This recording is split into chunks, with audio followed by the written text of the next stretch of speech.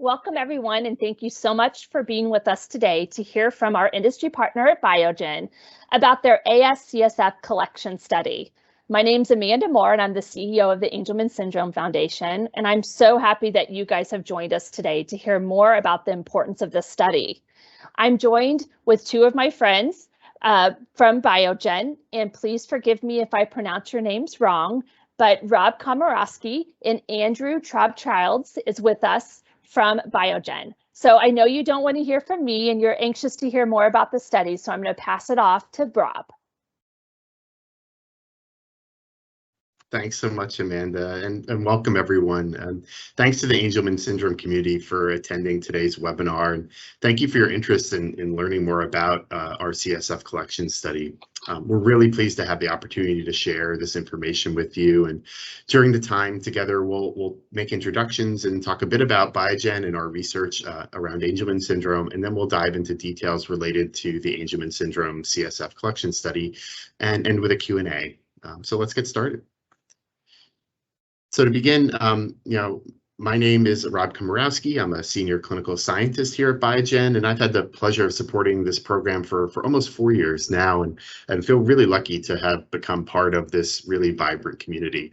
And today I'm joined by my colleague, Andrew Traub-Childs, who is the study lead for the CSF collection study, and he'll be sharing the study details with you. So in case you're not familiar, Biogen is a global biotechnology company. It's based in Cambridge, Massachusetts. And at Biogen, our mission is clear. We are pioneers in neuroscience. Biogen discovers, develops, and delivers worldwide innovative therapies for people living with serious neurological and neurodegenerative diseases, as well as related therapeutic adjacencies. Today, Biogen has the leading portfolio of medicines to treat multiple sclerosis.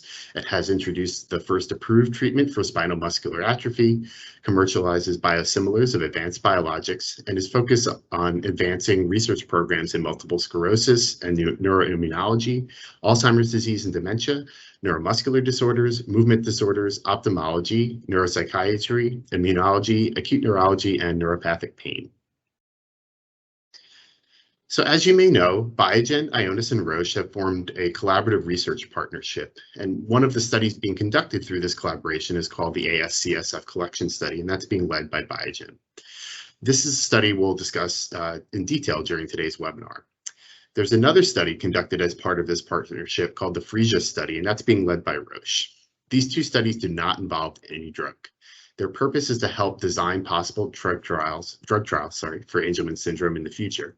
And our companies are working together on these two studies in collaboration with researchers and the families of the Angelman community so that important scientific information on Angelman syndrome is collected and shared. In parallel to these non-drug studies, our companies continue to independently research potential drug candidates for future clinical trials. So the purpose of the AS CSF collection study is to see if the UBE3A protein can be used as a biomarker for Angelman syndrome, and as well if there are other biomarkers for the disease. Biomarkers are characteristics or substances in the body that you can measure. They tell us how a body is doing, or how a body changes as a result of disease, or how the body responds to a treatment potentially. They are critical to drug development because they help us select the dose of the drug to test in a trial. They can help us to monitor the safety of the drug when it's being tested in a clinical trial. And they tell us if the drug is doing what we think it will do and working in the way we think it will work.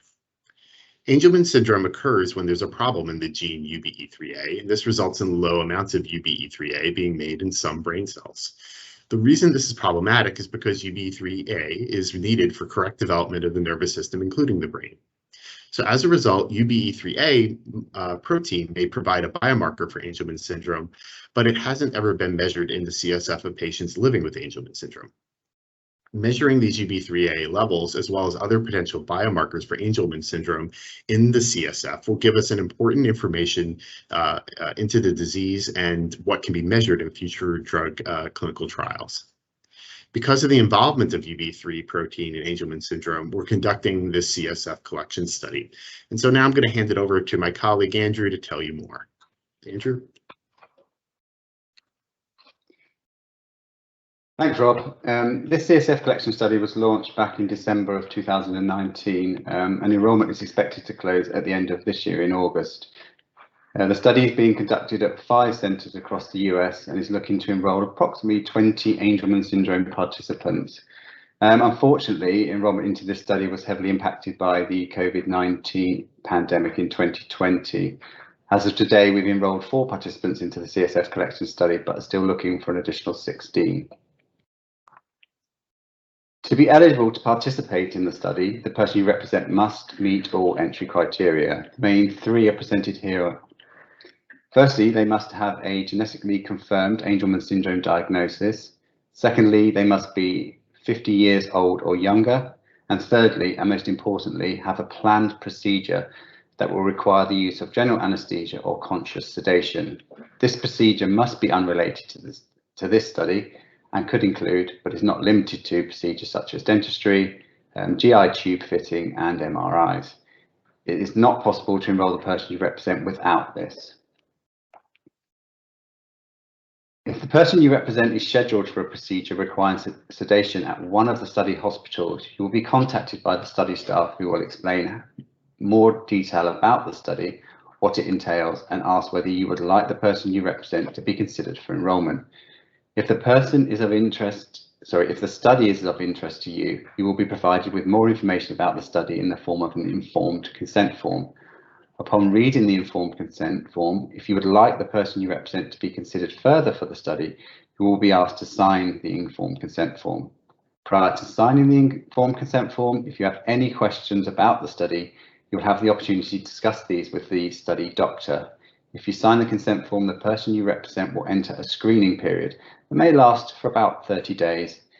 During this time, the study doctor will talk to you about the health history of the person you represent. The study doctor will also conduct a physical exam and do some tests to confirm that the person you represent is eligible for the study.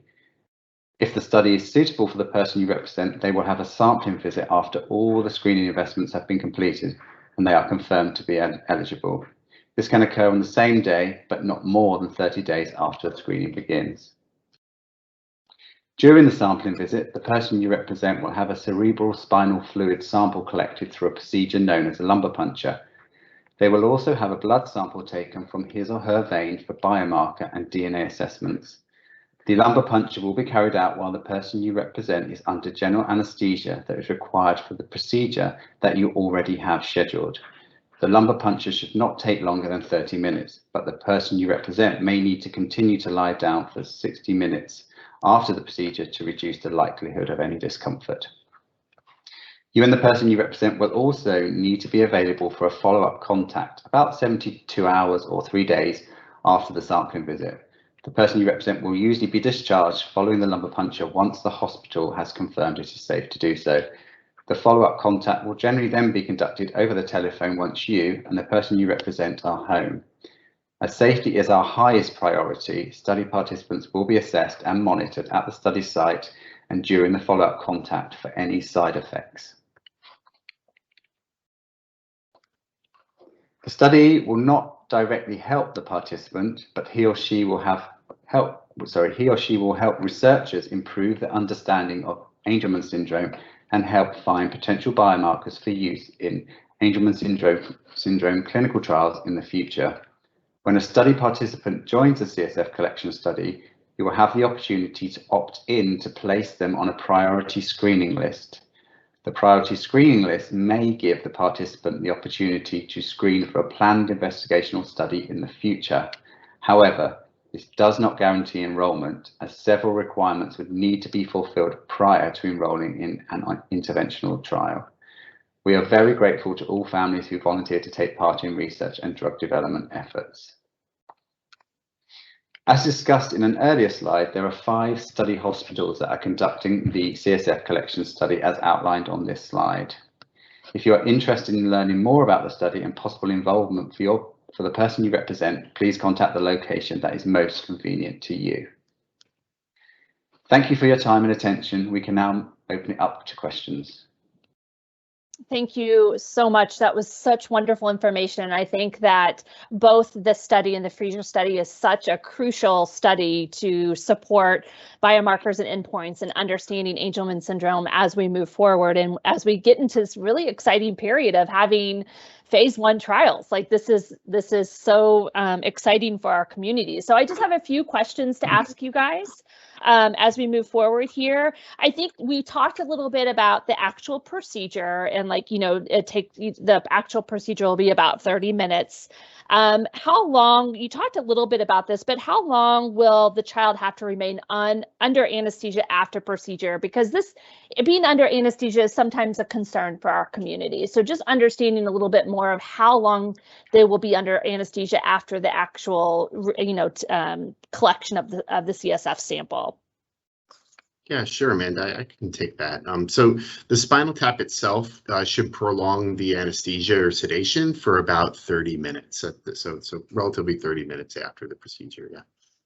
So and then to put some ease to mind of families, because when we talk about these procedures, when you talk about lumbar punctures, especially for families who have never experienced this before, it can be a really scary thing. So can you talk a little bit to me, either Andrew or Rob or one of you?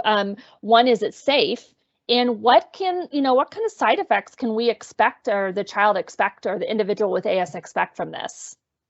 So I can take that one, Amanda. So spinal tap or a lumbar puncture is a standard procedure used in medical practice. There are potential risks associated with spinal tap, and those possible side effects of the spinal tap procedure are generally headache that may or may not be accompanied by nausea, vomiting, dizziness, and ringing in the ears.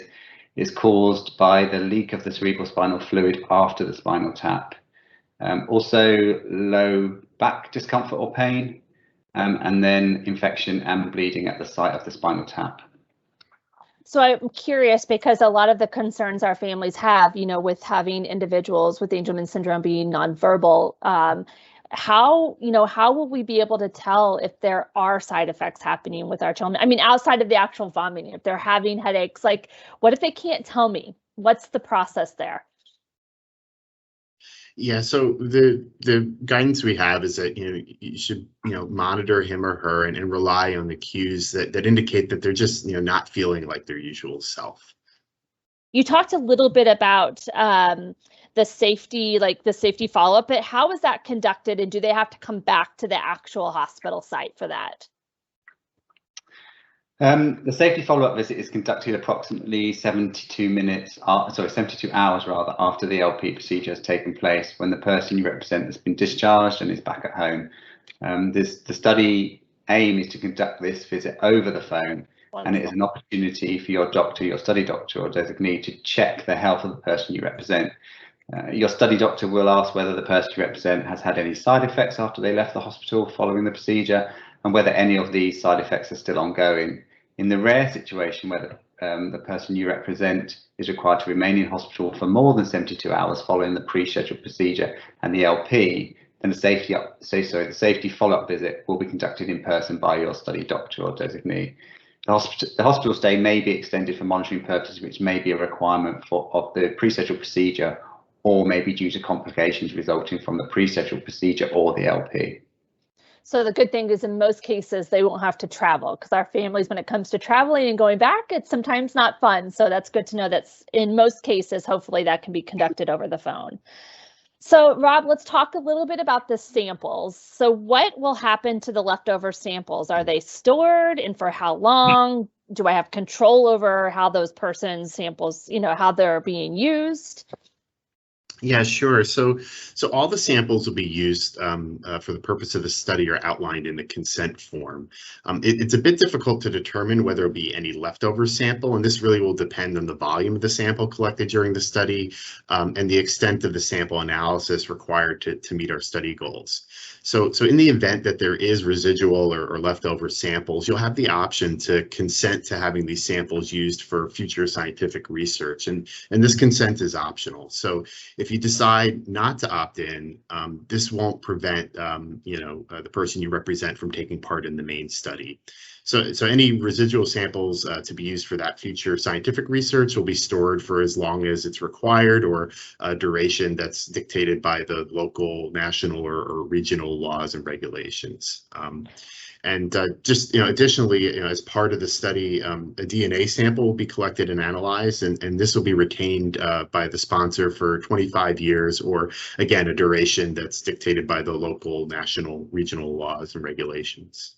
Okay, Andrew, so if I participate at one location for the study, can I apply? So we're going to talk a little bit, I should frame this up. We're going to talk a little bit about the priority screening. Priority screening, you spoke a little bit about this, that if an individual participates in the study, that they can, get this kind of a priority to be screened, which is different than actually being enrolled into the study. So just being screened to see if they meet all the criteria to move on to that next step. So if I participate at one location for the CSF location, study, can my priority screening be applied at a different location for whatever, for that next study?